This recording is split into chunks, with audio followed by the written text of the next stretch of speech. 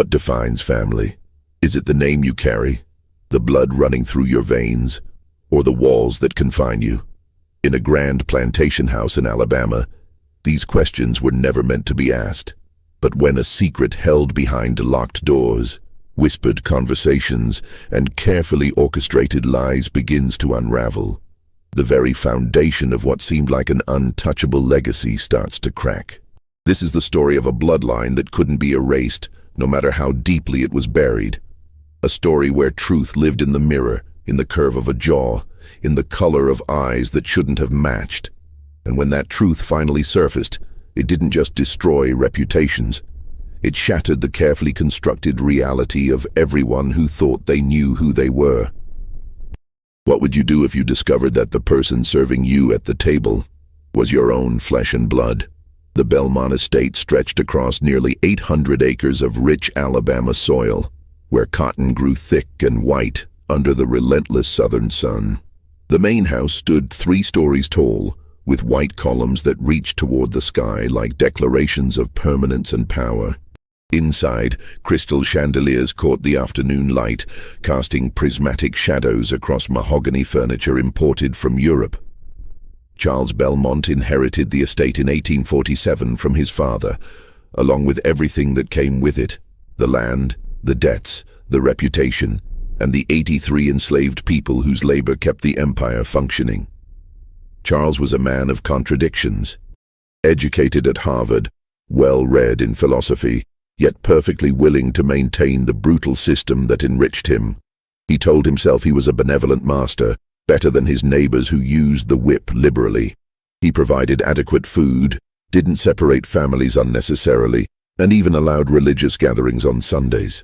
His wife, Margaret, was a Charleston beauty who brought her own inheritance to the marriage: 30 additional enslaved people and 200 acres that bordered the Belmont land. She was devout, attending church every Sunday, organizing charity events for poor white families in town, and maintaining the image of a perfect Southern lady. She never raised her voice, never showed emotion in public, and ran the household with clockwork precision. They had 3 children. Victoria, 16 years old, with her mother's delicate features and obsession with propriety. Thomas, 14, already being groomed to take over the estate. And little Anne, only 8, still innocent to the complexities of the world she inhabited. Among the enslaved population lived a young man named Samuel. He was 24 years old, though no one knew his exact birth date. Such details weren't recorded for people considered property. Samuel worked primarily in the main house, serving meals, maintaining the library, polishing silver, and performing the dozens of invisible tasks that kept wealthy families comfortable. What made Samuel different wasn't his intelligence, though he was remarkably sharp, despite being forbidden to read. It wasn't his quiet dignity, though he carried himself with a composure that sometimes made visitors uncomfortable. What made Samuel different was something no one dared to speak about openly, something that existed in the realm of careful glances and quickly averted eyes. Samuel looked almost identical to Charles Belmont. Not similar, not reminiscent, nearly identical. The same strong jawline, the same deep-set hazel eyes that shifted between green and brown depending on the light. The same distinctive widow's peak in the hairline, the same proportions, tall, broad-shouldered, with long fingers and a particular way of tilting the head when listening. The resemblance was so striking that visiting guests sometimes did a double-take, their brains momentarily confused by what their eyes reported. But those moments passed quickly. In the South of 1847, there were truths everyone understood without needing to speak them, and some resemblances were better left unexamined. Margaret Belmont had rules. Samuel was never to serve dinner when they had guests from Charleston or Savannah, those who knew Margaret's family and might ask uncomfortable questions. During those occasions, Jacob, an older enslaved man with graying hair and weathered features, took over serving duties. Samuel was never to be in the same room as Charles during family portraits or formal gatherings that might be photographed or painted. Margaret scheduled these events carefully, always ensuring Samuel had other duties during those times. Samuel was never to speak unless spoken to, never to make direct eye contact with Victoria, and never, absolutely never, to be seen standing next to Charles Belmont, where comparisons could be easily drawn. These weren't rules Margaret ever stated explicitly. They were simply understood, enforced through meaningful looks from the head housekeeper, Dinah, a woman in her 50s who'd served the Belmont family since before Charles was born. Dinah knew things, she'd seen things, and she understood that her survival, and Samuel's, depended on maintaining very specific boundaries. But there was something else, something that made the situation even more complicated. Margaret treated Samuel differently. Not kindly, exactly. Margaret was never cruel to any of the enslaved people in an overt way. That would have been beneath her dignity. But with Samuel there was a coldness that went beyond her usual detachment. When he served her tea, she would never thank him, whereas she might offer a curt nod to others. When he entered a room, her shoulders would tense almost imperceptibly. She would find small faults: the silver wasn't polished enough, the curtains weren't hung precisely straight, and ensure Dinah reprimanded him. It was the behavior of someone who resented an injustice they couldn't correct. Charles, on the other hand, displayed a different peculiarity. He never looked directly at Samuel, not once. When Samuel served his dinner, Charles would stare at his plate, at the wall, at his wife, anywhere but at the young man standing 3 feet away. When Samuel spoke in response to a question, Charles would nod without raising his eyes. The other enslaved people noticed. They talked about it in the quarters late at night, speaking in whispers and half-finished sentences. "The master's afraid of his own face," old Marcus said one evening, staring into the small fire they'd built for warmth. "Hush that talk," Dinah snapped. Though her eyes showed she agreed. Some truths are dangerous for everyone. Samuel himself rarely spoke about it. What was there to say? He'd grown up on the Belmont estate, born to Lily, a woman who'd worked in the main house until her death from fever when Samuel was 12. Lily had been beautiful once, with smooth features and eyes that carried intelligence she'd never been allowed to use. She'd also taken her secrets to the grave. In April of 1849, everything changed with the arrival of Dr. William Harrison. Harrison was a physician from Boston, traveling through the South to study blood diseases and hereditary conditions. He'd developed a theory about blood types and family inheritance patterns, revolutionary ideas that wouldn't be fully understood for another 50 years. He was documenting family medical histories, looking for patterns in inherited traits, diseases that ran in bloodlines. Charles Belmont, always eager to appear progressive and scientific, invited Dr. Harrison to stay at the estate for 2 weeks. It would be good for his reputation to host such a distinguished northern scientist, to show that southern gentlemen valued knowledge and advancement. Dr. Harrison arrived on a Thursday afternoon, his carriage loaded with medical equipment, notebooks, and various instruments that fascinated young Thomas. Margaret organized a welcoming dinner, inviting neighbors from surrounding plantations to meet their educated guest. Samuel served the meal. Dr. Harrison was mid-conversation with Charles about Harvard. They'd attended a decade apart, when Samuel leaned forward to pour wine. The doctor stopped speaking mid-sentence, his eyes moving between Samuel and Charles with the analytical gaze of someone trained to notice details. "Remarkable," Harrison said quietly. The table fell silent. Margaret's hand tightened on her fork. "What is?" Charles asked, his voice carefully neutral. "The servants here, they're well-formed, good constitutions." Harrison seemed to catch himself, returning to his wine. "You must ensure adequate nutrition. So many plantations neglect basic health maintenance." The conversation resumed, but Margaret had noticed that brief moment, that flash of scientific curiosity in Harrison's eyes as they moved between her husband and the enslaved man pouring his wine. Over the following days, Dr. Harrison conducted his research. He interviewed the Belmont family about their medical history. Who died of what ailments ran in the family, any unusual conditions or traits. He sketched family trees, documenting patterns of inheritance.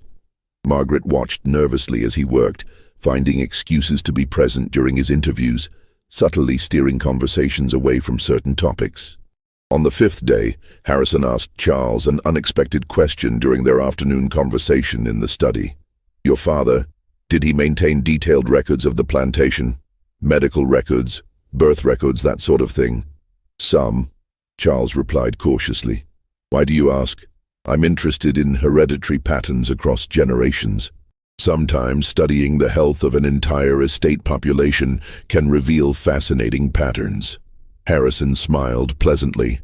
"Would you mind if I examined those records? Purely for research purposes?" Charles hesitated. "I'm not sure they'd be useful to you. They're rather incomplete. Nevertheless, I'd be grateful for the opportunity." Something in Harrison's tone made it clear this wasn't a casual request. Charles agreed, showing him to the estate office where decades of ledgers were kept in locked cabinets. Harrison spent 3 days in that office, and what he found there began to construct a picture that would haunt him for the rest of his life. The Belmont records were meticulous in some ways, sparse in others. Financial transactions were documented precisely. Every purchase, every sale, every expense.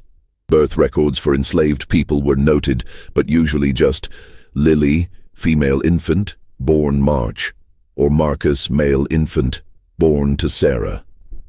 But Dr. Harrison wasn't looking at the standard entries.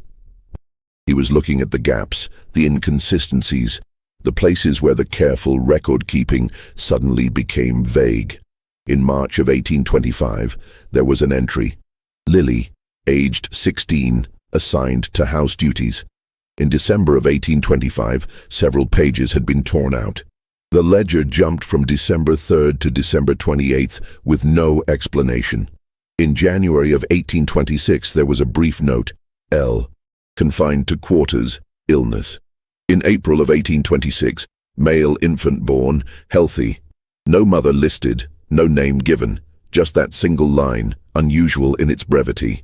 2 pages later, Samuel, male infant, born to Lily, April 1826. Harrison cross-referenced other records from that period. In December 1825, Charles Belmont Sr., the current Charles's father, had made a substantial payment to a doctor from Mobile, an unusual expense noted as consultation fees. The amount was significant, far more than a typical medical visit would cost. In January 1826, Charles Sr. had been away from the estate for 3 weeks, also unusual. The plantation ledger showed business in New Orleans, but no corresponding business transactions appeared in the financial records. Harrison found another interesting detail, a letter fragment used as a bookmark in one of the ledgers, dated December 1825. It was in an elderly woman's handwriting, addressed to Charles Belmont Sr. "You cannot escape the consequences of your actions. That girl is 16 years old. What you've done is your own responsibility, and God will judge you for it. Even if the law will not, you must make provisions." The letter wasn't signed, but the handwriting matched other correspondence from Abigail Belmont, Charles Sr.'s mother, a woman known for her strict moral code who died in 1827. Harrison sat back in the office chair, the pieces assembling themselves into an undeniable picture. Charles Belmont Sr. had fathered a child with Lily when she was 16 years old. That child was Samuel, which meant Samuel was the half-brother to the current Charles Belmont, an uncle to Victoria, Thomas, and Anne. The current Charles had been born in 1820, making him 6 years old when Samuel was born. Old enough, perhaps, to have vague memories of household tension, whispered arguments, his grandmother's tight-lipped disapproval. Did Charles know? Harrison suspected he did. That would explain the avoidance, the careful rules, the way Charles navigated the house, ensuring he and Samuel were never in the same social space simultaneously. Did Margaret know? Harrison suspected she did too. That would explain her cold treatment of Samuel, her carefully orchestrated exclusions. She wasn't cruel to him out of general hardness. She was cruel to him because he was a living reminder of her husband's bloodline, a reminder that her children shared ancestry with an enslaved man, that the purity she obsessed over was already compromised. But there was something else Harrison found. something that transformed this from a tragic but common story of exploitation into something far more disturbing. In the medical records Harrison requested from the local doctor who served the Belmont family, there was documentation of a serious illness that had struck Victoria in 1847, 2 years before Harrison's arrival. She'd developed a severe fever and mysterious bleeding condition. The local doctor had been baffled, trying various treatments that failed. Victoria had deteriorated rapidly, growing pale and weak until there was genuine fear she might die. The doctor's notes described a desperate attempt. Patient required blood replacement, standard leaching failed. Attempted direct blood transfusion as experimental treatment. Blood transfusion in 1847 was extremely rare and dangerous, barely understood. The doctor's notes continued. Family members tested for compatibility. Mother experienced severe reaction, deemed unsuitable. Father experienced moderate reaction, deemed too risky. Brother Thomas too young, deemed unsuitable. Searched household for compatible donor. And then, successful transfusion performed using household servant S. Remarkable compatibility. Patient responded well. Recovery began within 24 hours. Harrison's hands trembled slightly as he read this. They had used Samuel's blood to save Victoria's life.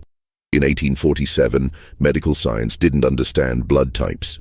The ABO blood type system wouldn't be discovered until 1901. Transfusions were essentially trial and error. Most resulted in severe reactions and death. The fact that Samuel's blood not only didn't kill Victoria, but actually saved her was significant. It suggested close genetic compatibility. It suggested family. Harrison reviewed the doctor's notes more carefully. There were observations about the similarities in blood appearance and behavior between Samuel and the Belmont family samples. The doctor had noted it as curious, but hadn't drawn any conclusions beyond the successful medical outcome. But Harrison understood what this meant. The Belmonts had used Samuel's blood, the blood of Charles's half-brother, to save Charles's daughter. They had literally shared blood in the most direct way possible. Victoria was alive because the enslaved man who served her dinner carried the same bloodline she did. And they all knew. Charles had been there during the transfusion, had witnessed Samuel's blood flowing into his daughter's veins. Margaret had been there, watching the one person she most resented save the child she most loved. Victoria herself had been semi-conscious but aware enough to understand what was happening. The secret wasn't just about Samuel's parentage anymore. It was about a debt that could never be acknowledged, a life saved by blood that officially wasn't supposed to be related at all. Harrison closed the medical records, his mind racing. He was a man of science, yes, but he was also from Boston, where abolitionist sentiment ran strong. He'd witnessed slavery firsthand during his southern travels, had documented the medical neglect, the preventable diseases, the shortened lifespans. But this was different. This was a family literally sustained by the very person they enslaved, bound by blood they refused to recognize. What was he supposed to do with this information? Dr. Harrison made a decision that would prove catastrophic. On his 10th day at the estate, he requested a private conversation with Charles. They met in the study after dinner. Brandy poured, door closed. Margaret, with the intuition of someone constantly monitoring for threats, lingered near the hallway, her embroidery forgotten in her lap. "Mr. Belmont," Harrison began, "my research here has been enlightening." Charles stiffened slightly. "I'm glad to have been of assistance to your scientific endeavors. I've reviewed your family's medical history quite thoroughly. The records, the treatments, the various interventions over the years." Harrison paused. "Including your daughter's remarkable recovery in 1847. The room temperature seemed to drop. "Victoria's illness was a difficult time for our family," Charles said carefully. "We're grateful to God for her recovery." "And to Samuel?" Harrison asked quietly. Charles's hand tightened on his brandy glass. Samuel performed a service when asked, as would be expected. a service most family members couldn't provide. Harrison leaned forward. Mr. Belmont, I'm a man of science. I understand heredity, blood compatibility, physical inheritance patterns. I've also reviewed your estate records quite thoroughly. You overstep, sir. Do I? Or am I simply stating what everyone in this house already knows but refuses to speak? Harrison's voice was firm but not unkind. Your father's choices created a situation that continues to stop. Charles stood abruptly, his face flushed. You know nothing of my family's private affairs. You come here as a guest, abuse my hospitality by prying into confidential records, and now I presume to point out an injustice. That young man is your brother, and you keep him in bondage. The word hung in the air between them, finally spoken aloud. Brother. Charles's face went through several emotions: anger, fear, shame, and finally a cold hardness. Samuel is property of this estate, as documented in legal records. The circumstances of his birth are irrelevant to his legal status. Even if your insinuations had any merit, which I neither confirm nor deny, it would change precisely nothing. Charles moved toward the door. Your stay here is concluded, Dr. Harrison. I'll have your things prepared. A carriage will take you to Mobile in the morning. Mr. Belmont, this conversation is over. But it wasn't over, because Margaret had heard every word through the door, her face pale, her hands shaking, and because Victoria had been coming down the stairs to ask her father something, and had paused on the landing, listening with growing horror to the exchange, and because Samuel himself was in the hallway, having just finished his evening duties, frozen in place as he heard the truth of his parentage confirmed in angry words for the first time in his life. The secret was no longer secret. Dr. Harrison left the following morning under tense circumstances. Charles didn't come down to see him off. Margaret appeared briefly, her face a mask of rigid politeness, offering no warmth as the carriage pulled away. But Harrison's visit had cracked something open that couldn't be sealed again. Victoria stopped eating. She would sit at the dinner table staring at her food, occasionally glancing toward Samuel when he served, her eyes searching his face for the resemblance she'd never consciously registered before. Now that it had been pointed out, she couldn't unsee it. The uncle who'd saved her life served her in silence, the blood running through her veins, his blood, had given her a second chance at life. And yet he slept in a small cabin, owned nothing, had no future beyond servitude. She began asking questions Margaret refused to answer. Mother, why does Samuel look like father? You're imagining things. Eat your dinner. I'm not imagining it. Everyone sees it. Why does no one speak of it? Victoria, this is not a topic for discussion. Is he father's brother? Margaret slammed her hand on the table with uncharacteristic violence, making the crystal rattle. You will never ask that question again. Do you understand me? Victoria understood. She understood that the answer was yes. Thomas, overhearing these exchanges, began his own observations. He'd always been a clever boy, good with numbers and logic. He started calculating ages, reviewing family stories he'd heard, noticing things he'd previously overlooked. The way their grandmother's portrait seemed to have the same eyes as Samuel. The way father avoided certain rooms when Samuel was working there. Anne, only 10 now, didn't understand the tensions but felt them. She started having nightmares, crying out in the night for comfort that came slowly, if at all. The household was fracturing. Meanwhile, Samuel was experiencing his own crisis. At 24 years old, he'd just learned the confirmed truth of something he'd perhaps suspected, but never allowed himself to fully believe. Charles Belmont, the man who owned him, was his half-brother. The children he served were his niece and nephews. The blood they'd taken from him to save Victoria wasn't just compatible by chance, it was family blood. Samuel found himself staring at Charles during those rare moments when their paths crossed, searching for something, recognition, guilt, anything human. But Charles had perfected his avoidance, his eyes sliding past Samuel as if he were furniture. Dinah noticed Samuel's growing agitation and pulled him aside one evening in the kitchen. You need to bury this deep, she said urgently. Nothing good comes from this truth being out. You hear me? How can I pretend I don't know? Samuel's voice was strained. How can I? You survive. Same way your mother survived. Same way all of us survive. Dinah gripped his shoulders. The master won't acknowledge you. He can't. It would destroy everything. His marriage, his standing, his children's future.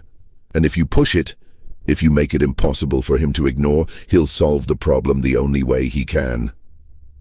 Samuel understood. He could be sold. Sent so far away that the resemblance wouldn't matter anymore, that the uncomfortable truth could be erased by distance. Or worse. But they used my blood, Samuel said quietly. They took from me to save her. And you think that gives you rights? You think that makes you family? Dinah's eyes were sad. Boy, it makes you useful, that's all. Don't mistake necessity for recognition. Victoria Belmont had been raised to be a proper Southern lady, obedient, graceful, concerned with reputation and marriage prospects.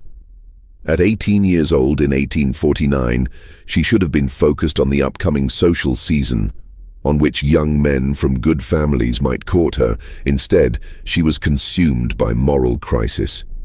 She couldn't stop thinking about it. She'd lie awake at night, remembering the fever, the delirium, the moment of waking up to see Samuel's face, pale from blood loss, as the doctor worked with his primitive equipment to transfer life from his veins to hers. She'd asked weakly, "What's happening?" And her father had answered, "He's helping you. Don't speak. Save your strength." He's helping you. Not a relative, not family, just he. An unnamed service provider. Victoria began doing something dangerous. She started observing Samuel as a person. She noticed how he read titles of books while shelving them, his fingers lingering on the spines, as if memorizing words he'd never been taught to decipher. She noticed how he was gentle with Anne when the child ran through the hallways, how he'd steady her with a hand on her shoulder and a soft, careful little miss that carried avuncular warmth. She noticed he had their grandmother's hands, the same long fingers, the same distinctive shape to the nails. One afternoon, when her mother was at a social call and her father was in the fields, Victoria did something absolutely forbidden. She went to the kitchen where Samuel was polishing silver and dismissed the other servants. "I want to speak with you," she said quietly. Samuel looked up, alarm in his eyes. "Miss Victoria, that wouldn't be appropriate. 2 years ago, you saved my life." Silence. "I was dying, and they used your blood because my own family's blood couldn't save me." Victoria's voice shook. "Why did you agree to it?" Samuel stared at the silver in his hands. "I wasn't asked to agree, miss. I was told." "But did you—" Victoria struggled for words. "Did you want to? If you'd had a choice?" For the first time, Samuel looked directly at her. "You were 14 years old and dying. Whatever else is true or not true, whatever anyone says or doesn't say about who is related to who, you were a child. So yes, I would have chosen to help." "You're my uncle," Victoria whispered. "I'm not anything official, Miss Victoria, and you're putting both of us in danger by saying so." "It's the truth. Truth doesn't matter much when the law says otherwise." Samuel set down the silver. "You should go. This conversation can't happen." But Victoria didn't go. Instead, she asked a question that would set everything in motion. "What if I could change it? What if I could make them acknowledge it?" Samuel's laugh was bitter. "How? You're 18 and a woman. You own nothing, decide nothing. You're almost as much property as I am, just with better quarters." "I'll find a way," Victoria said with sudden determination. "You gave me life. I won't waste it pretending you don't matter." What Victoria did next was remarkably clever for someone with no power or resources. She began with documentation. Over several weeks, she carefully removed several pages from her father's study when he was distracted. Pages from the old ledgers that showed the gaps, the unusual payments, the timeline of Samuel's birth. She couldn't take too much without it being noticed, but she took enough. She also began writing letters. Letters to her Aunt Clara in Charleston, Margaret's sister, who was known for being more progressive, who'd once expressed discomfort with slavery in Victoria's presence. Letters carefully worded to ask about family secrets and moral obligations without being too specific. Aunt Clara wrote back, intrigued, asking for details. Victoria provided them in coded language, describing a situation where a family member isn't recognized as such due to circumstances of birth. Clara understood immediately. She wrote, "If what you're suggesting is true, this is a matter of profound moral consequence. But Victoria, dear child, you must understand, there is no legal remedy. The law is absolute on these matters. Even if acknowledged, nothing changes legally." "What about morally?" Victoria wrote back. "What about before God? You've said yourself that slavery is a sin. How much greater the sin when it's our own blood?" This correspondence continued for months. Clara, childless and wealthy from her late husband's shipping fortune, began to form an idea. Meanwhile, the tension in the Belmont household grew unbearable. Charles had discovered that Harrison had examined the old records in detail and became paranoid about what else the doctor might have found or whom he might tell. He sent letters to medical societies Harrison was associated with, carefully worded to undermine his credibility should Harrison speak publicly about what he'd discovered. Margaret increased her control over household operations, implementing even stricter rules about Samuel's duties and movements. She had him reassigned from house service to working in the fields, a demotion that everyone understood as punishment, though no one could say for what. But Samuel was not physically suited to field work after years in the house, and he began to suffer. His hands, used to careful polishing and serving, blistered and bled from the cotton harvest. His back, unaccustomed to the constant bending, developed chronic pain. Dinah protested to Margaret. "He's a house servant, Mom. He doesn't have the constitution for field labor." "Then he'll develop it," Margaret replied coldly. "I've made my decision." Victoria watched Samuel deteriorate over several weeks, watched him come back to the main house in the evenings. He still slept in the house servants' quarters, with hands wrapped in strips of cloth, moving stiffly from pain. She made her own decision. In November of 1849, Victoria wrote to Aunt Clara, "I'm prepared to take action, whatever the consequences. Please come." Clara arrived in early December, her carriage loaded with trunks, announcing she'd come for an extended visit through the Christmas season. Margaret was surprised, but couldn't refuse her own sister, especially one as wealthy and socially connected as Clara. What Margaret didn't know was that Clara had brought something with her. Legal documents prepared by a progressive lawyer in Charleston, documents that represented a radical plan. Clara spent her first week simply observing. She watched how the household operated, how Margaret controlled everything with tight precision, how Charles avoided certain spaces and people.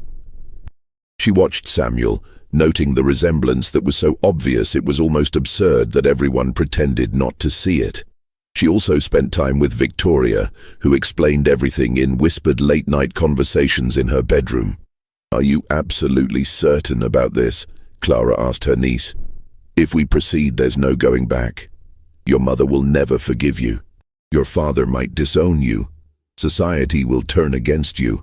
He saved my life," Victoria said simply. "And they worked him in the fields like an animal as punishment for what? For existing. For looking like what he is. This won't free him," Clara warned. "Even if everything we plan succeeds, the law won't change. You understand that?" "I understand. But there are different kinds of freedom." Clara nodded slowly. "Then we proceed. But we must be extraordinarily careful." The plan was complex and relied on legal technicalities that were rare but possible.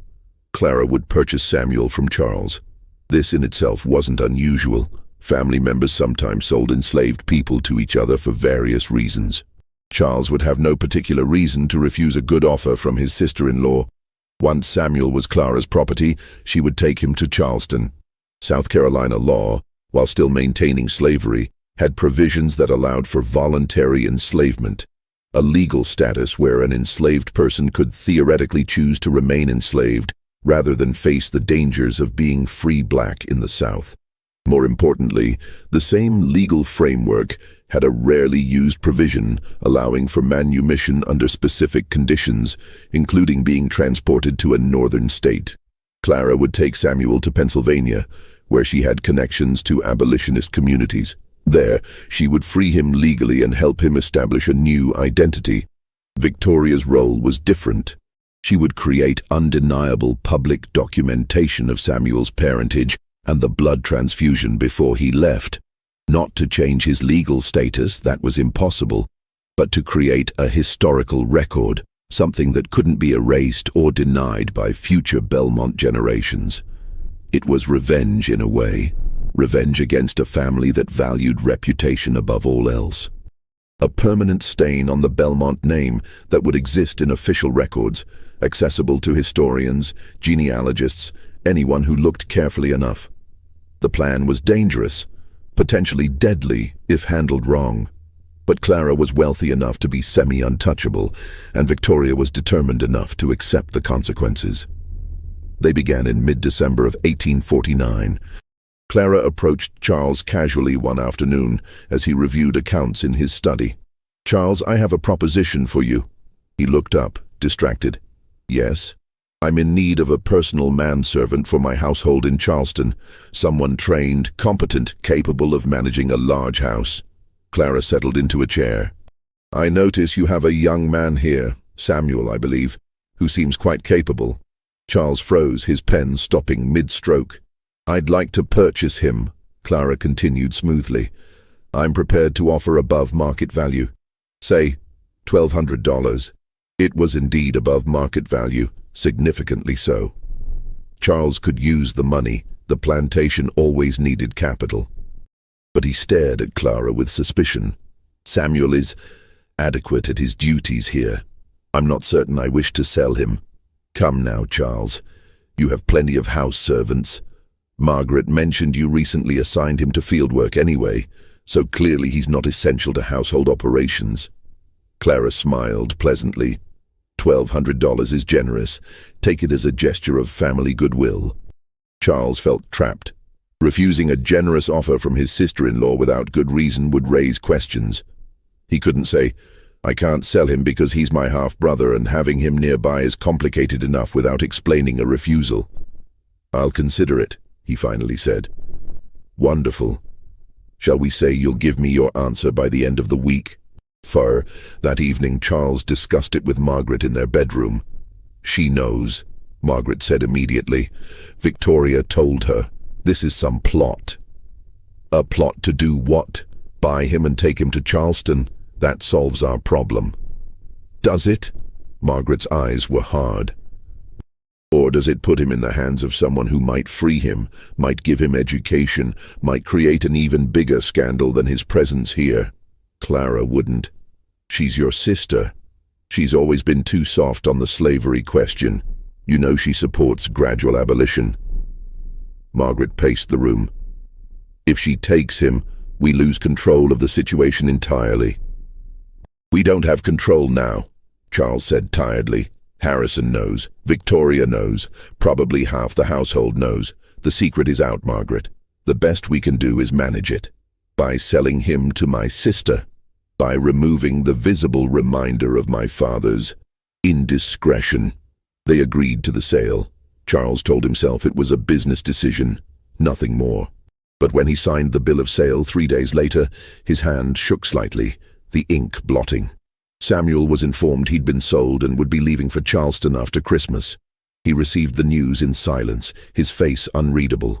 But that night, in the servants' quarters, he wept for the first time since his mother's death. Not from sadness at leaving, but from the overwhelming confusion of grief for a family that had never been his, for a brother who'd never acknowledged him, for a life that might have been different if he'd been born in the main house instead of the cabin. Before they left, Victoria executed her part of the plan. She went to Judge Morrison in town, an old family friend who'd known the Belmonts for decades. She requested a private meeting, saying she needed to make a formal deposition for family records. Judge Morrison, elderly and slightly confused by the request, agreed.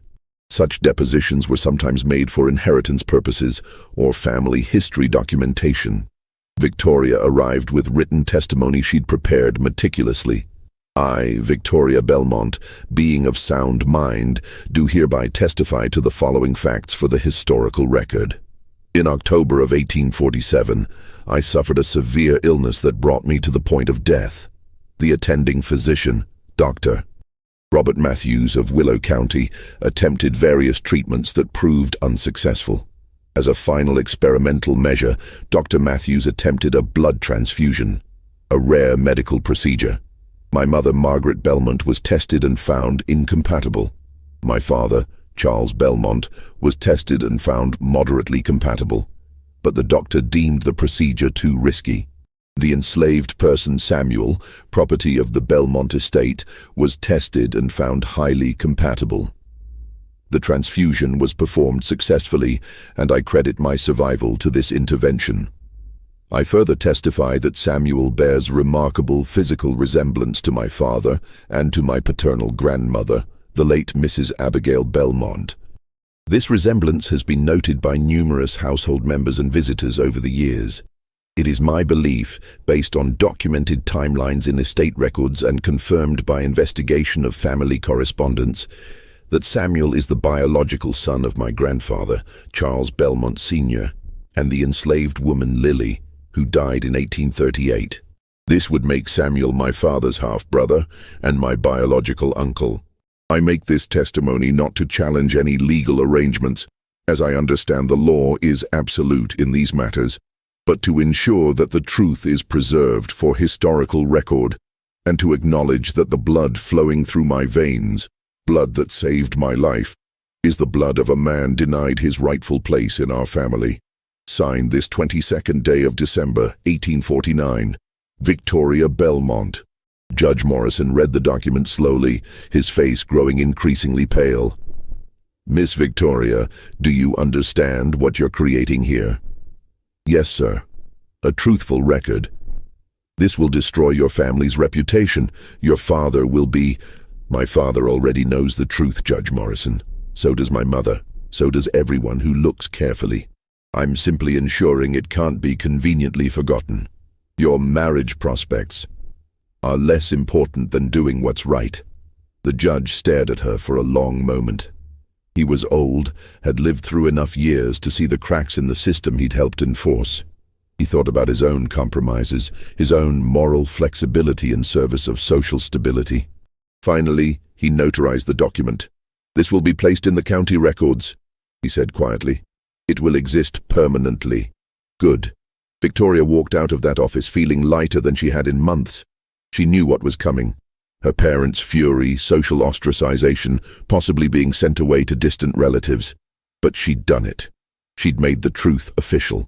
Charles Belmont learned about the deposition 2 days later, when Judge Morrison, feeling obligated by their friendship, sent him a private note. The rage that followed was unlike anything the household had ever witnessed. Charles stormed into Victoria's room, the notarized document in his hand, his face purple with fury. "What have you done?" he shouted. "What in God's name have you done?" Victoria stood calmly, though her heart raced. "I've told the truth. You've destroyed this family. You've made us the subject of gossip and scandal. Do you understand what this means? It means people will know that you enslaved your own uncle. He is not my uncle. He is property, legal property. He has your blood, my blood. How can you..." Margaret rushed in, having heard the shouting. When she saw the document, she went absolutely white. "You foolish, foolish girl," she whispered. "You've ruined everything. I've exposed what already existed." Victoria shot back. The ruin was already there, hidden behind your careful rules and father's avoidance. "You will be sent away," Charles said, his voice dropping to something cold and final. "You will go to your Aunt Beatrice in Virginia tomorrow. You will stay there until I decide you've learned discretion. I won't go. You're 18 years old and unmarried. You'll go where I send you. I'm 18 years old and the author of a legal document that's now part of county records. If I disappear to Virginia under mysterious circumstances right after filing that testimony, it will only draw more attention. Victoria's voice was steady. You taught me to think strategically, Father. You just never expected me to use it against you. Charles stared at his daughter as if seeing a stranger. Margaret sank into a chair, her perfect composure finally cracking. Why? She asked, her voice breaking. Why would you do this to us? Because it was wrong, Victoria said quietly, and because I refused to build my life on convenient lies. Samuel left for Charleston with Clara on December 28, 1849. The Belmont family didn't gather to see him off. Charles was locked in his study, drinking brandy at 10 in the morning. Margaret was in her bedroom, claiming a headache.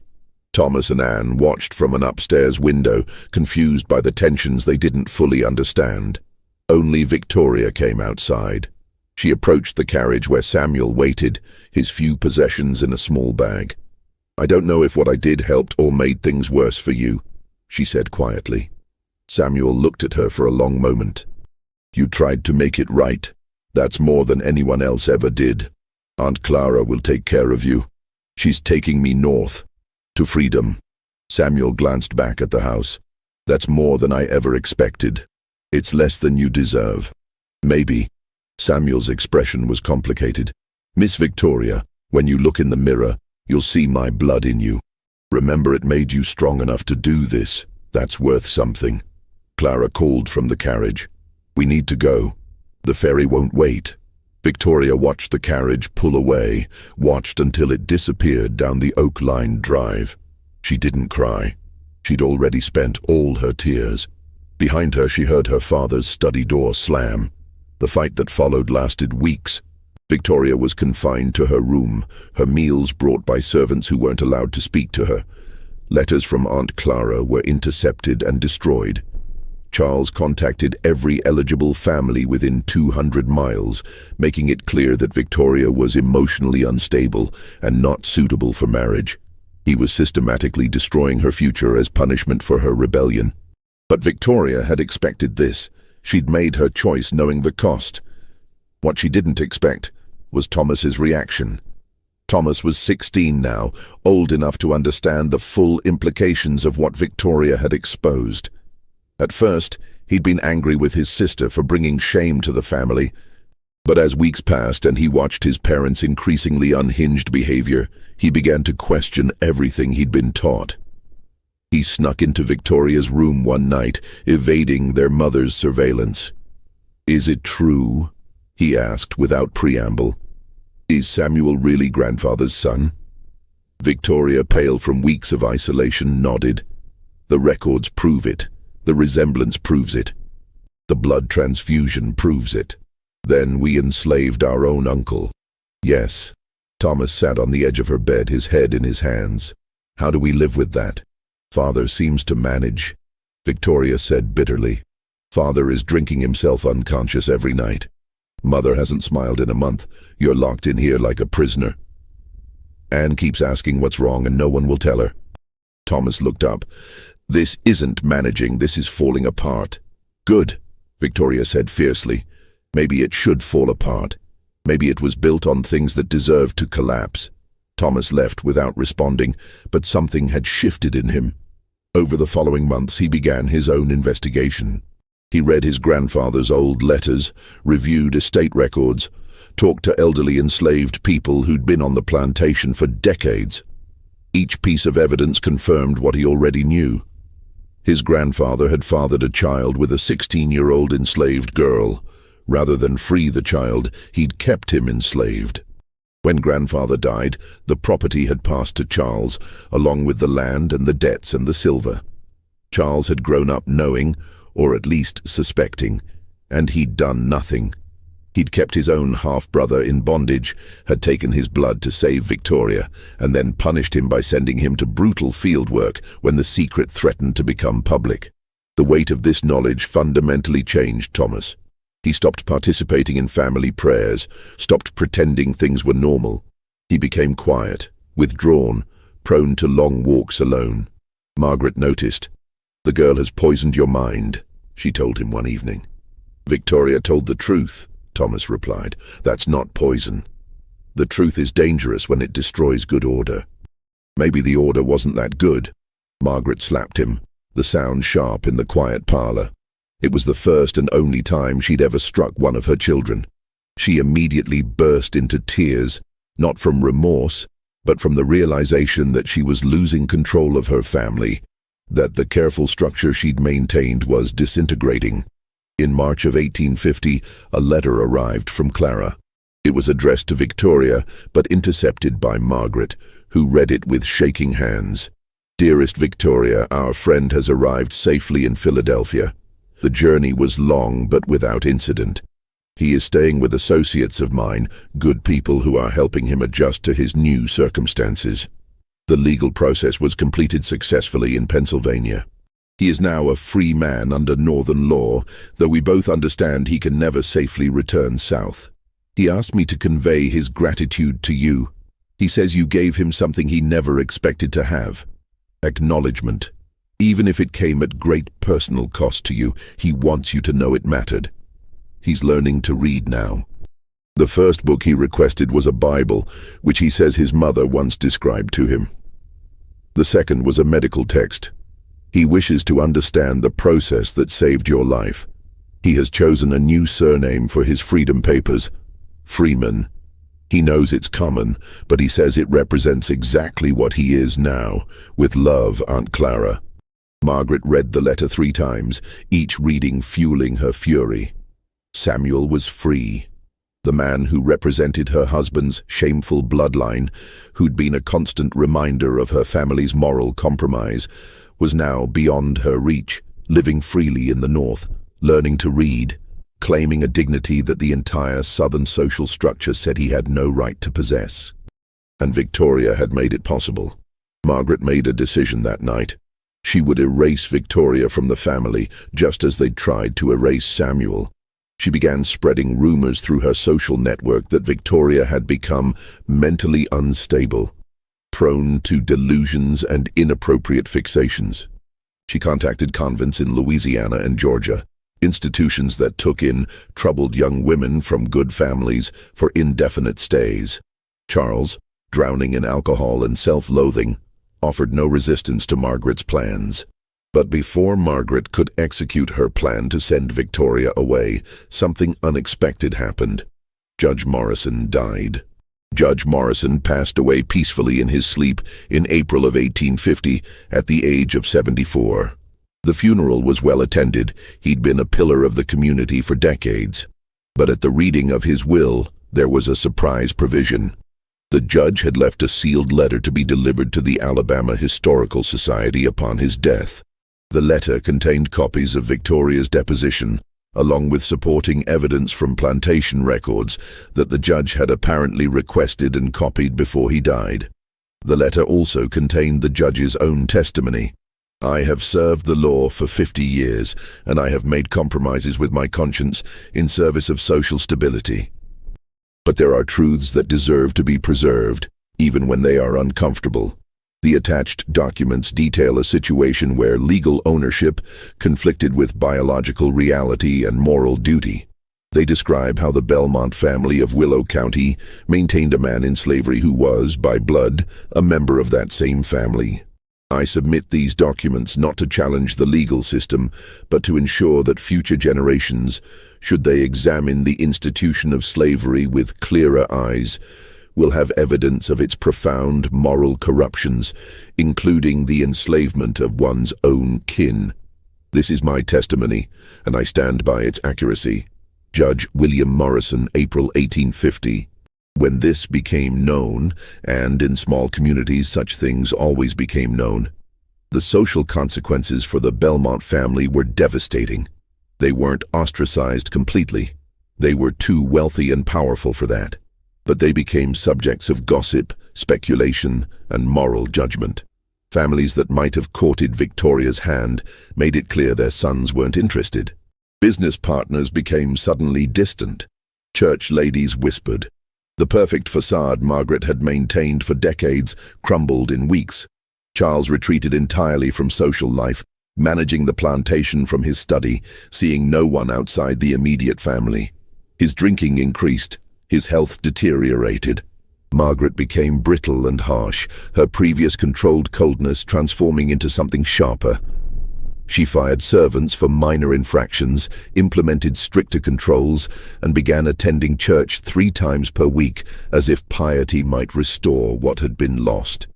And Victoria remained trapped in the house, unmarriageable, socially ruined, but oddly at peace. In June of 1851, another letter arrived from Clara, this time addressed to Thomas, and successfully reaching him before Margaret could intercept it. Dear Thomas, I write to you because I believe you've developed the wisdom to understand complex truths. Samuel is thriving in Philadelphia. He's found work as an apprentice to a furniture maker, using the skills he developed maintaining the Belmont House. He attends reading classes in the evenings and has become part of the free black community here. But he asked me to convey something to you specifically. He says, "Tell the boy, Thomas, that blood doesn't determine character. I share blood with men who owned me, but I share values with people who freed me. He has a choice about what kind of man he becomes. The blood doesn't decide. He does. Thomas, you're 16. In a few years you'll inherit the estate and everything that comes with it. Samuel wanted you to know that inheritance is a choice, not just a destiny. You can choose what to keep and what to let go. Your aunt, Clara." Thomas read this letter dozens of times, memorizing the words. Blood doesn't determine character. It became something like a mantra for him. He began changing slowly, in small ways his parents barely noticed in their own deterioration. He started treating the enslaved people on the estate with more respect, learning their names, asking about their families. He began questioning his father's business decisions, suggesting improvements to living conditions. It's more efficient if they're healthy, he'd argue, using economics to mask morality.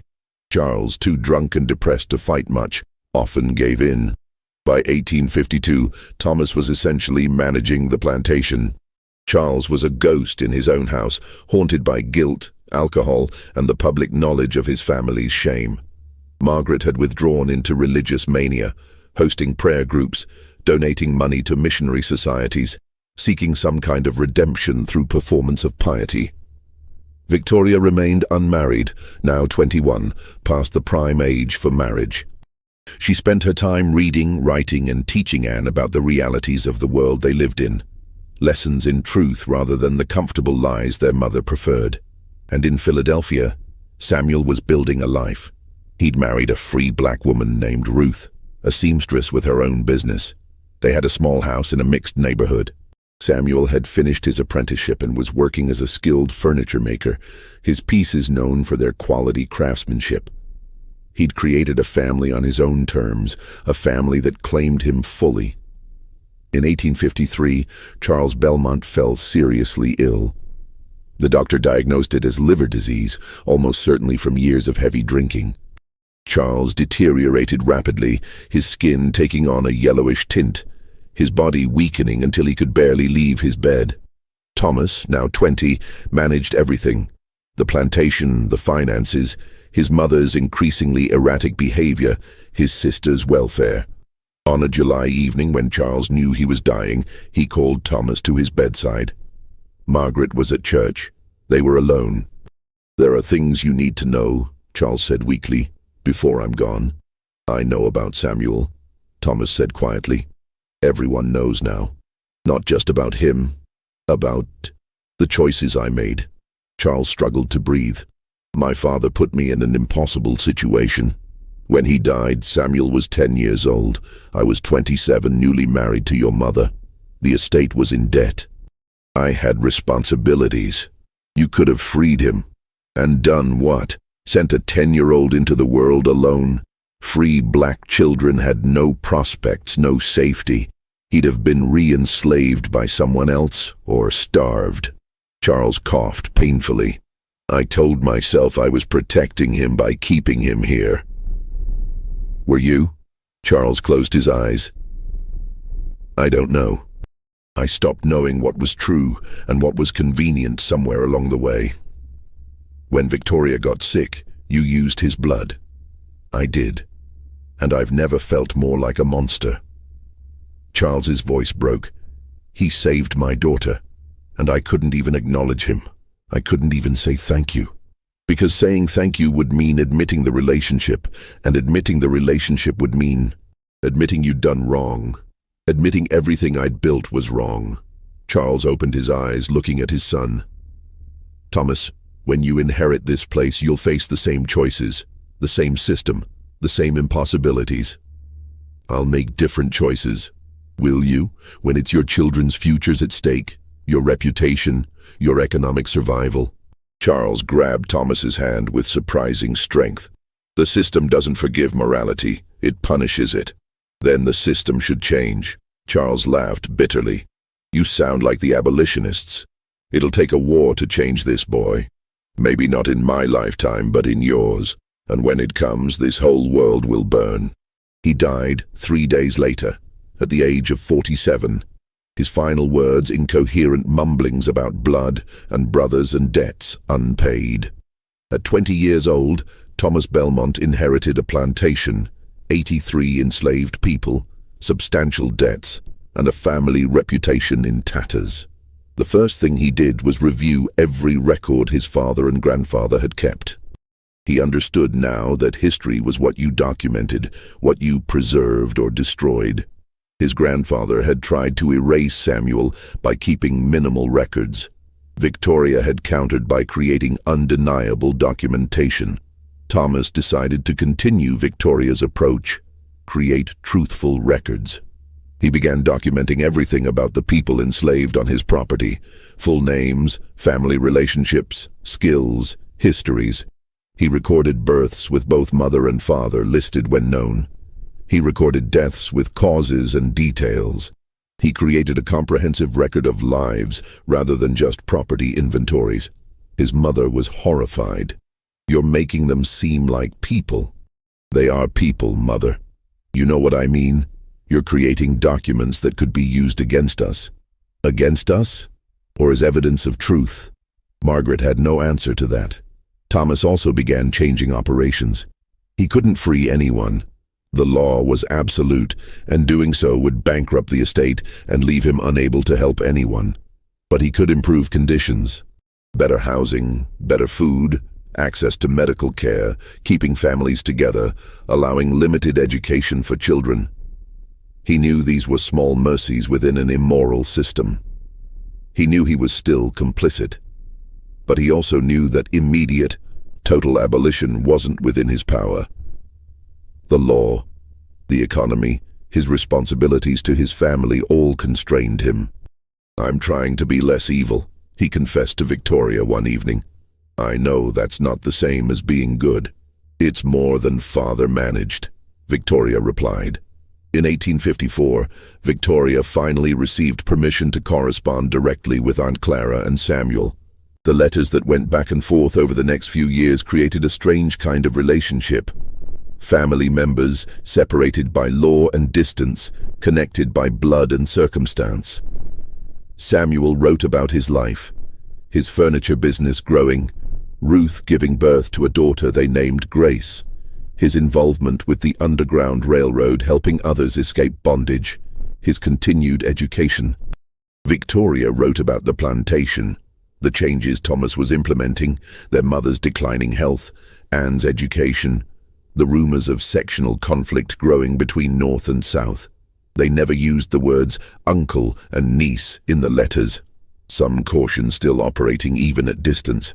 But the relationship was clear in the care of the words, in the details shared, in the mutual recognition of connection. By 1857, the political situation had become impossible to ignore. The conflict over slavery was tearing the country apart. Thomas attended political meetings where men spoke openly of secession, of war, of defending their way of life against northern aggression. He sat silent in these meetings, thinking about Samuel in Philadelphia, about the 83 people whose labor funded the very chairs these men sat in while planning rebellion. Victoria, now 26 and resigned to spinsterhood, had found a different kind of purpose. She'd begun teaching the enslaved children on the estate to read secretly, in direct violation of Alabama law. If discovered, she could be imprisoned or fined. She didn't care. If the system is already breaking, she told Thomas, then its rules don't bind us anymore. Margaret discovered the illegal school in late 1857 and had a complete breakdown. She'd spent years trying to contain the damage to the family reputation, and now her own daughter was openly violating the law. "You're insane," Margaret screamed. "You've gone completely insane." "No, Mother, I've become sane." Victoria stood calmly in the face of her mother's hysteria. "You're the one who spent decades pretending family wasn't family, pretending blood wasn't blood. That's insanity." Margaret collapsed, and the doctor was called. He diagnosed nervous exhaustion and prescribed rest and laudanum. Margaret took to her bed, where she would spend most of the remaining years, drifting in and out of drugged sleep. The family had fractured completely. Thomas managed the estate with increasing doubts about whether he even wanted to preserve it. Victoria ran her illegal school and corresponded with abolitionists. Anne, now 16 herself, was caught between two worlds, raised in the old system but educated by her sister in new truths. And then Fort Sumter was fired upon in April 1861. The war had begun. Thomas was immediately pressured to volunteer for the Confederate Army. Men his age, he was 28 now, were expected to fight, to defend their homeland against what was termed Northern invasion. He delayed, making excuses about needing to manage the estate, caring for his ill mother. But the social pressure was immense. Finally, in August of 1861, he accepted a commission as a lieutenant, more to stop the questions than from any conviction. Before he left, he did something extraordinary. He created a legal document, properly witnessed and notarized, declaring that upon his death, all enslaved people on the Belmont estate would be immediately freed, with provisions for them to receive parcels of land from the estate to start their own lives. It wasn't manumission. He legally couldn't do that under Alabama law, but it was a will, and wills had legal weight. "If I die in this war," he told Victoria, "the system dies here too." "Don't die," Victoria said fiercely. "Come back and dismantle it yourself." Thomas smiled sadly.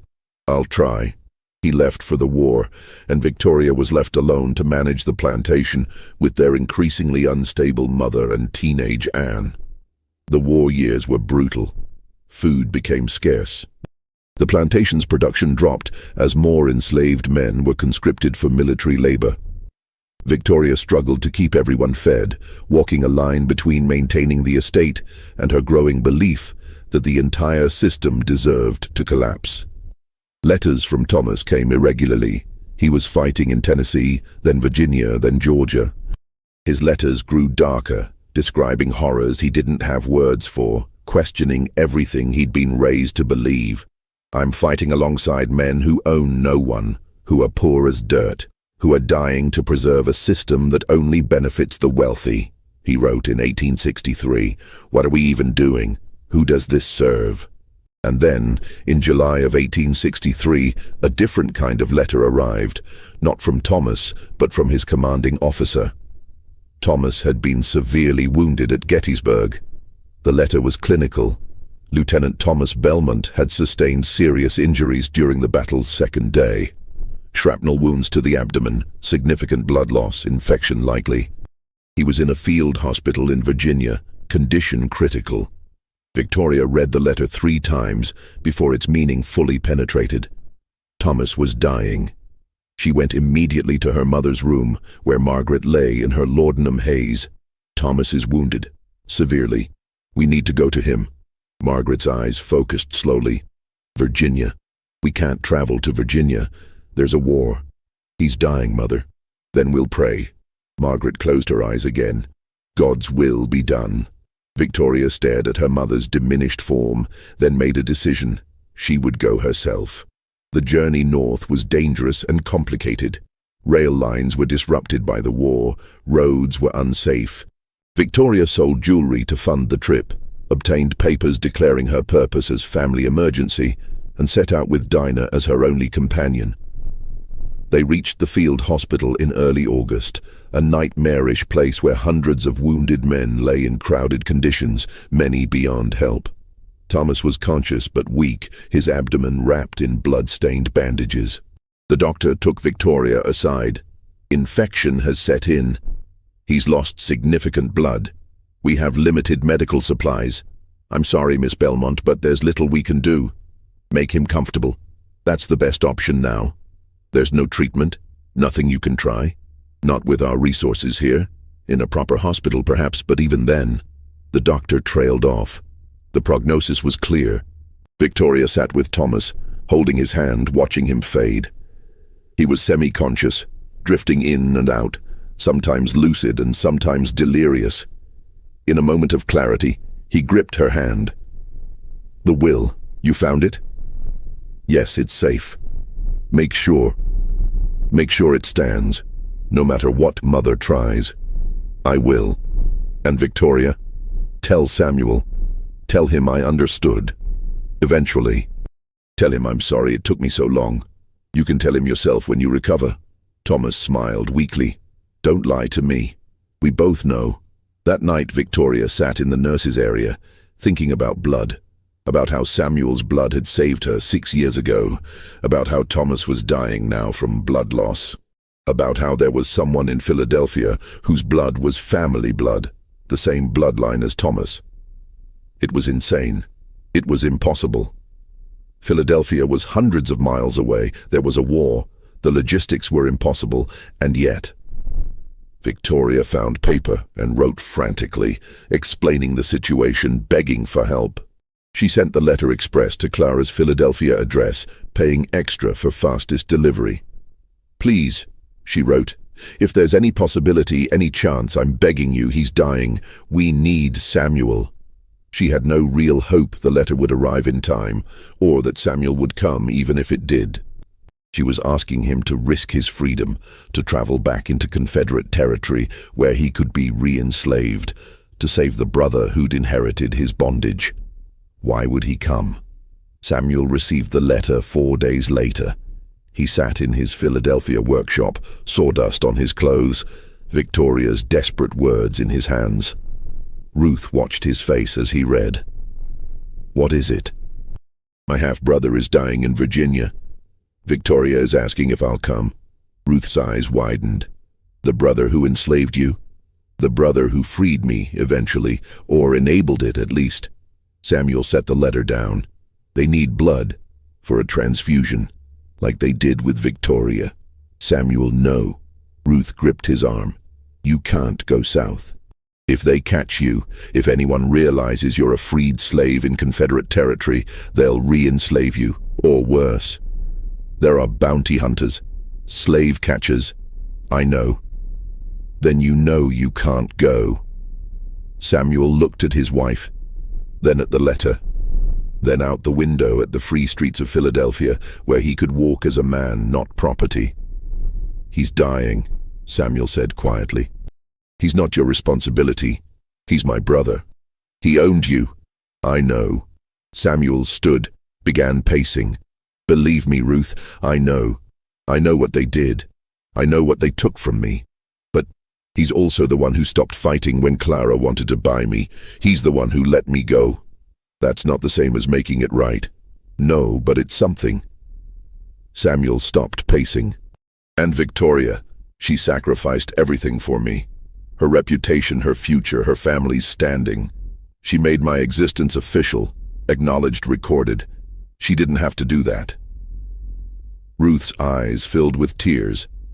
"I can't lose you. I'll be careful." "Careful doesn't matter if you're caught."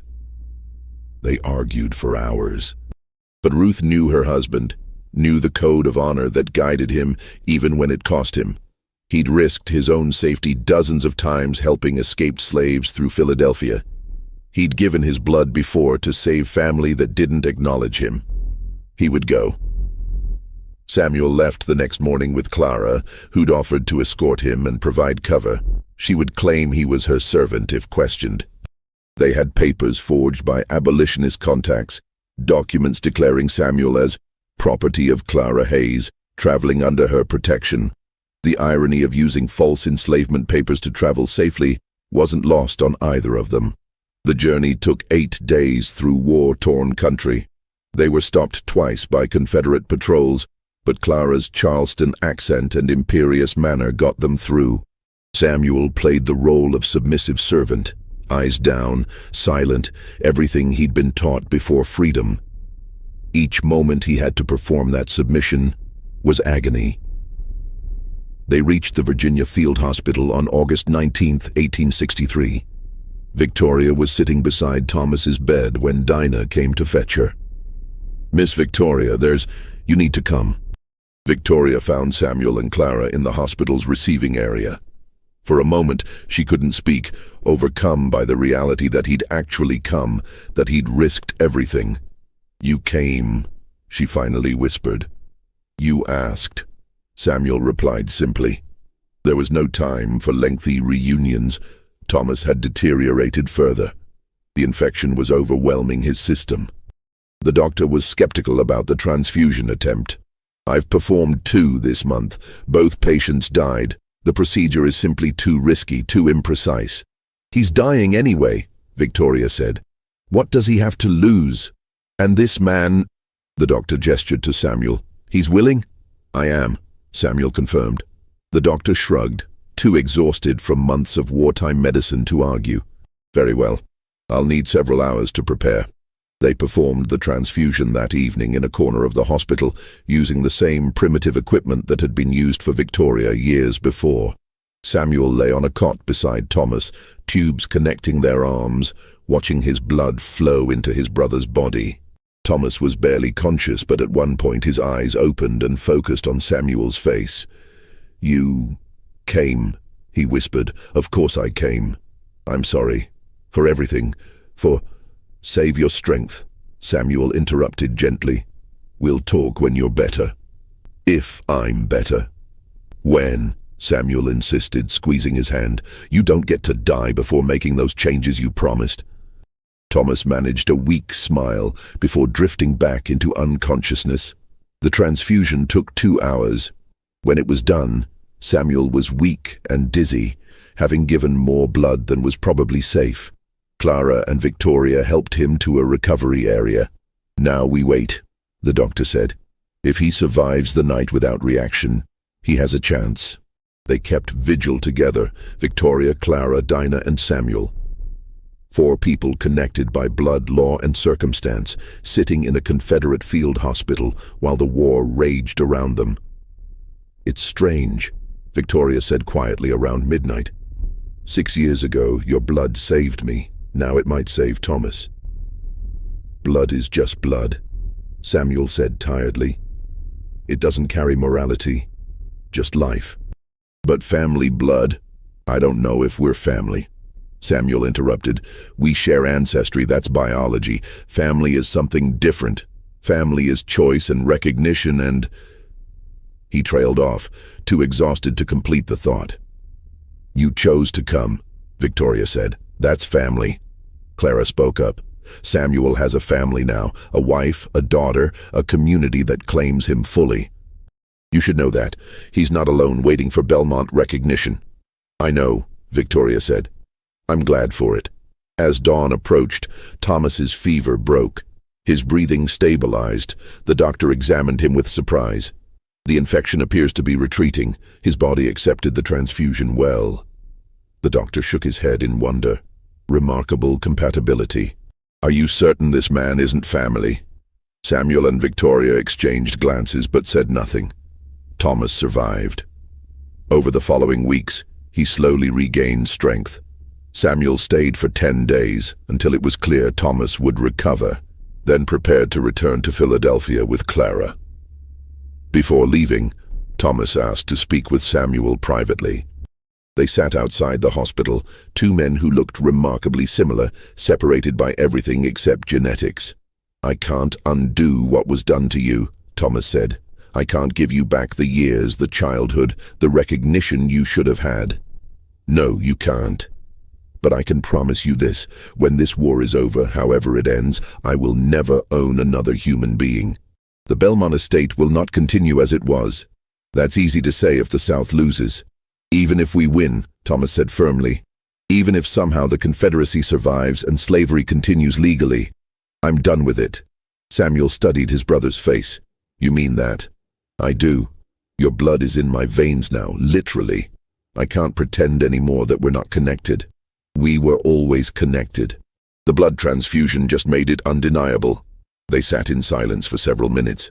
What will you do? Thomas finally asked. After the war? Build furniture, raise my daughter, live free. Samuel smiled slightly. Maybe that doesn't sound like much, but it's everything I never expected to have. It sounds like a good life. It is. They parted without touching, too many eyes around, too much danger in any display of familiarity. But as Samuel walked away, Thomas called out, Samuel! Samuel turned. Thank you. For coming. For the blood. For everything. Samuel nodded once, then left. He and Clara made it back to Philadelphia safely.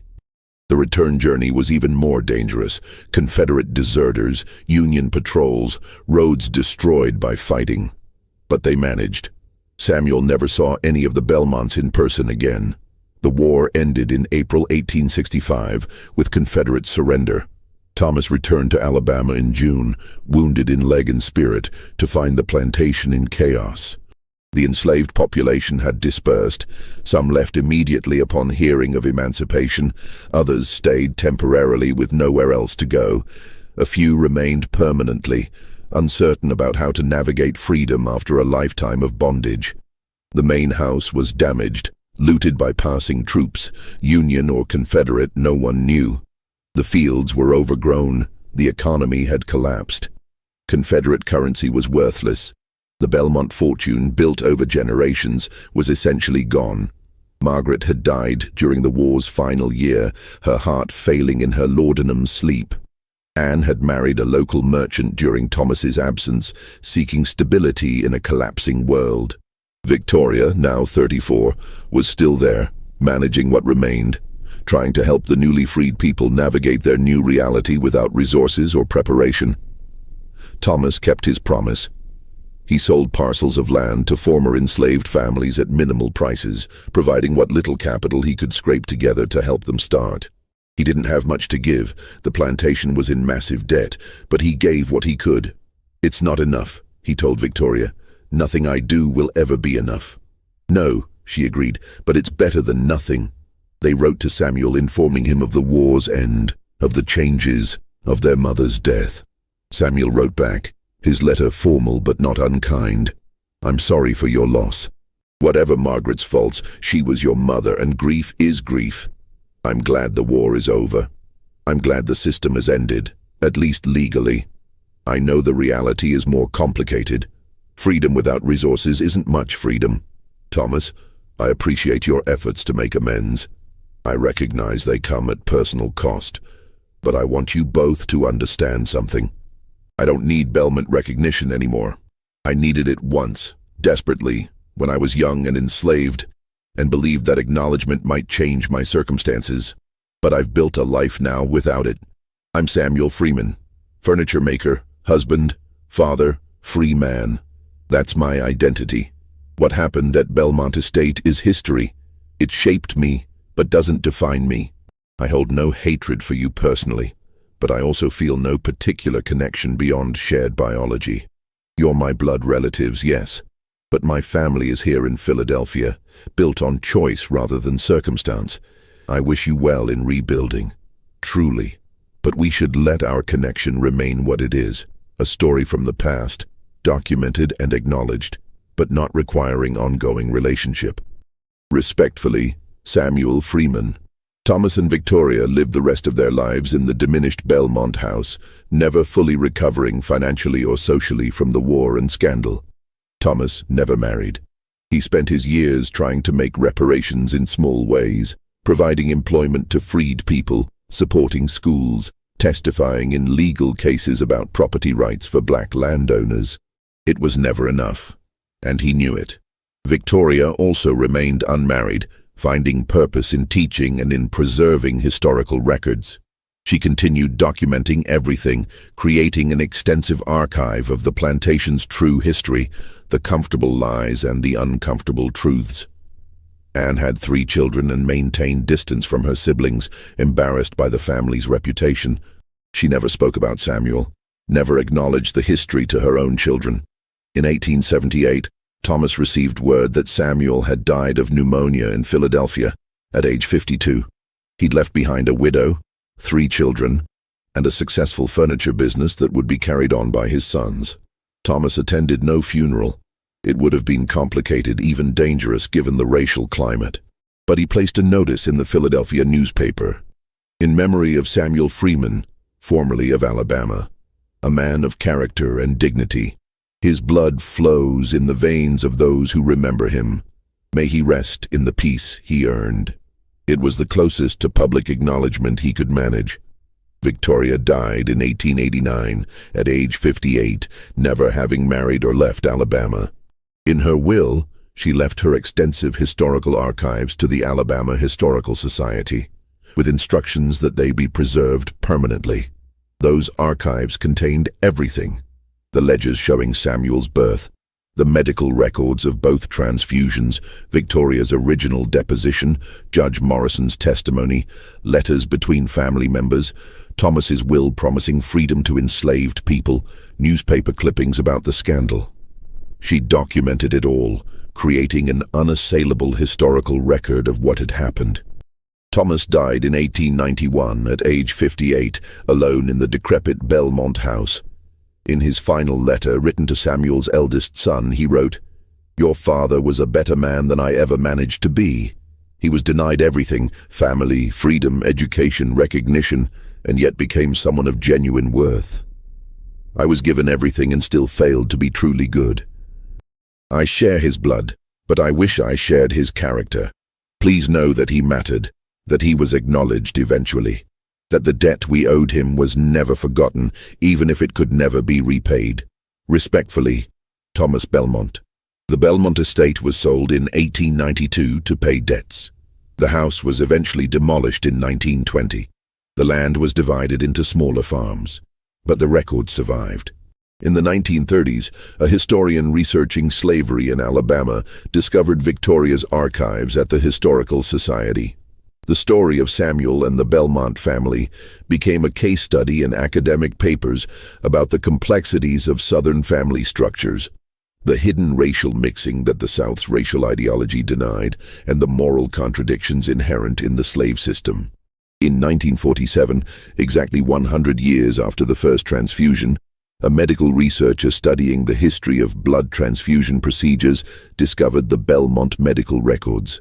The fact that 2 successful transfusions had been performed between closely related individuals decades before blood types were understood became a footnote in medical history. And Samuel's descendants living in Philadelphia, Detroit, and Chicago learned about their ancestors' story.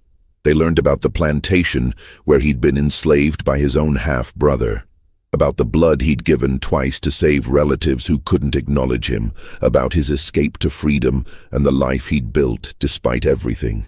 They learned that their great-great-grandfather had been denied his family name but had built a legacy more meaningful than the Belmont name ever carried. Because in the end, the Belmont line died out. Anne's descendants changed their name through marriage, distancing themselves from the scandal. No one carried the Belmont name into the 20th century. But the Freeman name continued, carried by Samuel's children, grandchildren, and great-grandchildren, carried by people who knew their ancestors' story, knew about the blood that had been taken and given, knew about the family that had denied him but couldn't erase him. The blood survived, the truth survived, the legacy survived. Not because it was acknowledged by those who should have recognized it, but because one young woman decided documentation mattered more than comfort, and because one freed man chose to give life even to those who denied him his own. The Belmont plantation is gone, the house is gone, the fortune is gone. But in archives, in historical records, in family trees carefully documented, the story remains. A slave who shared blood with the master's family. A secret hidden for decades, then exposed. a family fractured by truth, and a man who became free despite everything designed to keep him in bondage.